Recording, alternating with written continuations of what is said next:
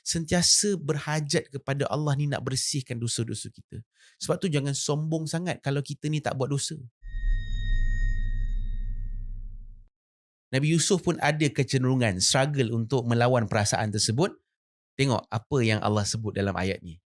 Allah kata, Yusuf pula mungkin timbul keinginan kepada perempuan itu. Dan demikianlah takdir kami untuk menjauhkan Yusuf daripada perkara-perkara yang tidak baik. Siapa yang menjauhkan?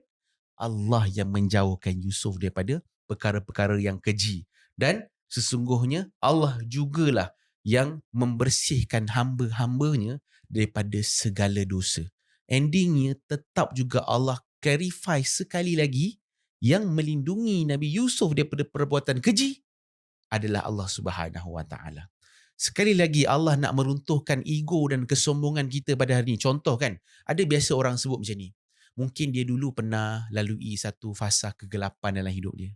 Dan ada hidayah yang singgah dalam hati dia dan dia mula untuk tinggalkan maksiat tersebut.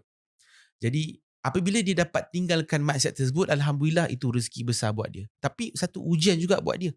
Sebab takut-takut terkeluar daripada mulut dia yang menyebabkan dia ni boleh tinggalkan maksiat dulu tu disebabkan diri dia.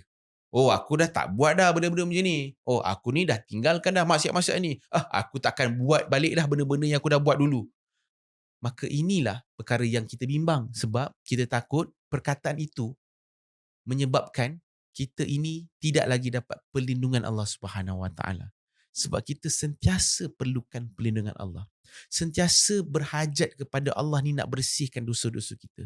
Sebab tu jangan sombong sangat kalau kita ni tak buat dosa.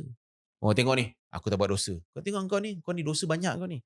Engkau ni banyak buat maksiat ni. Macam mana kau nak jumpa aku kat syurga nanti?